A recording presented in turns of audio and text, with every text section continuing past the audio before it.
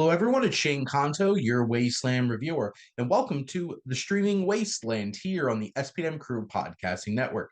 And Happy New Year! This is the first episode of 2025 for my show, where every Friday I pick three streaming services and pick one previously released film off of each. And hopefully, by the end of this episode, you have a nice full weekend full of movies to go check out.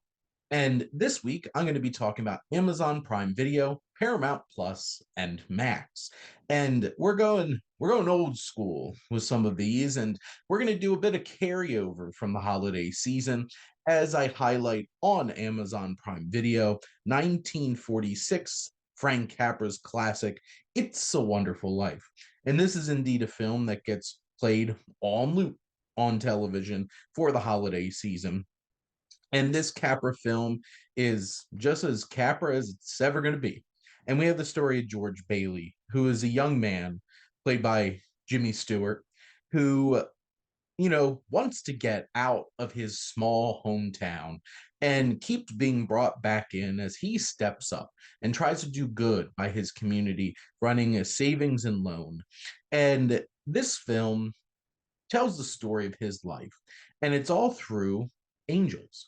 And this is such an interesting film because it balances business, it balances religion, it balances fantasy, and it balances the holiday season. It hits all of those boxes in a unique, poignant, and moving way.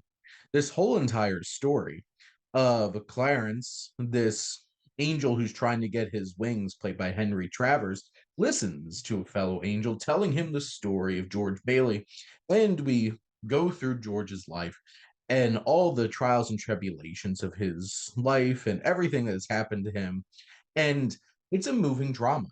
There's nice romance. Him and Mary, played by Donna Reed, falling in love with each other. And this gets heavy. This is about a man who wants to commit suicide after his business rival, Mr. Potter, played by screen legend Lionel Barrymore, wants to take him out and report him because his drunken uncle, Thomas Mitchell, Uncle Billy, loses some money. This deals with suicide, but iconically takes him to an alternate universe where he was never born.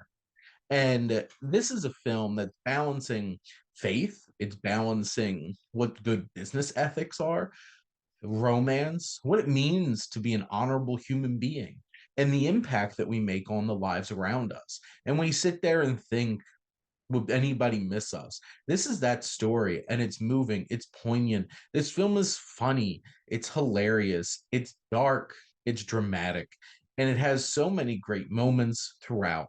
And this is a fabulous film that I even talk to students about in economics because it shows a great scene of a bank run and really is able to help visualize and conceptualize what the hell that means. But it works on so many different levels. It is an iconic, beautiful film, and it's no wonder that this is a stalwart of that holiday season. Now, for something completely different, we're heading over to Paramount Plus, and recently we got a prequel to this film, which was so weird, and I don't understand why. But this is 1968's Rosemary's Baby, and this is from director Roman Polanski, starring Mia Farrow as Rosemary Woodhouse, who moves in to this apartment building with her husband Guy, played by John Cassavetes, as they're trying to, start a family, and then they have the Cassavetes next door, Sidney Blackmer and Ruth Gordon's characters, who try to take them in and take care of them. And unfortunately, take care of them in some dark ways, as this is indeed, yes, this is the story of a woman who unexpectedly becomes pregnant, deals with a lot of strange things, and is indeed pregnant with the child of the devil. And there's a horrific sequence in this film of it's not a dream. This is really happening. And what Polanski's able to accomplish, building tension and suspense and a sense of dread, just the filmmaking, the production design, the performances from Farrow and Cassavetes and Gordon and Blackmer. You even have uh Maurice Evans and Ralph Bellamy popping up here, Elijah Cook Jr. There's some really talented performers here, even a young Charles Grodin. And this is such an impactful, haunting, and terrifying film that all builds up to one of the most iconic and unnerving finales you're going to see in a film. And the way this film deals with the occult and deals with supernatural horror and psychological horror and this whole entire idea of the antichrist and giving birth to the child of the devil is all the more haunting in this amazing way that this film all comes together. And Roman Polanski, not a great person, but he did make some great films, and this particular film for sure is fantastic. Mia Farrow really anchoring this one down and delivering a fantastic performance. One of those like performances that started the legacy of amazing female performances in horror films that will never get the credit they deserve, because it's horror, so it's a lower class of filmmaking, and that is a lie because this is an all-time classic. And let's head over to Max streaming service and let's get a little weirder. And we're going to be talking about 1979's Stalker. Now, my wife and I just finished listening to the audiobook of Roadside Picnic, which this film is based off of.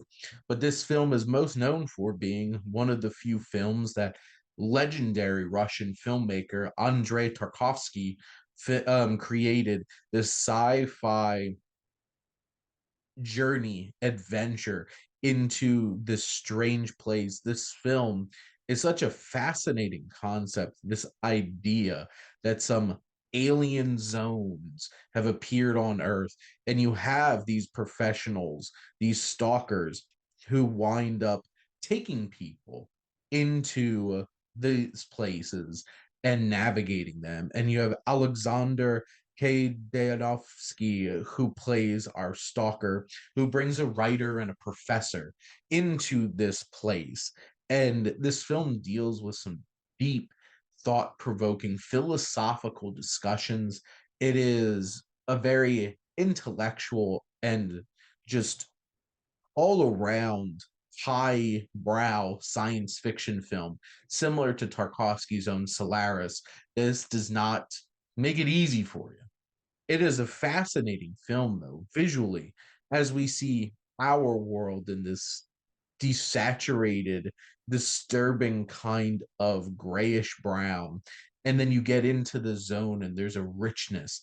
But this film is very cinematic, it's atmospheric, it is visual experience that brings you in, it drags you in, and you're lost in this zone with all the strange and unexplainable occurrences that happen throughout it. The sound design, the music, this is just an eerie, atmospheric piece of science fiction filmmaking that is very Russian. This takes its time. It is very dense. It is very dour.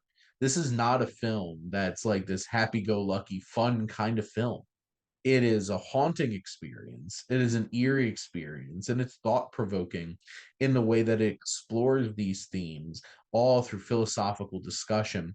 This trio of actors, and this trio of characters that navigate this place put us into a situation where we have to unpack a lot, and what's real, what's not, what's the whole entire point of this plays. It is eerie, unknowable, and haunting, and just visually, it's so engrossing from the opening shot all the way up to the final shot. There's just incredible filmmaking on display in this film. It is a haunting film that will stick with you long after you finish watching it. It's not easy, but after time, you'll realize it's something worth it. But that is a wrap on another episode of the Streaming Wasteland, our first episode here in 2025. And let's do a little recap. We're heading back to 1946 on Amazon Prime Video for the holiday classic, It's a Wonderful Life. then over to Paramount Plus for 1968's Rosemary's Baby, and finally off to Max for this classic Russian science fiction classic. We have 1979 Stalker. But thank you for listening. Make sure to like, comment, and share. What are some of your favorite, like, international genre flicks that you like to check out? What are some of your favorite psychological horrors? Or what's that film that you always go to for the holiday season?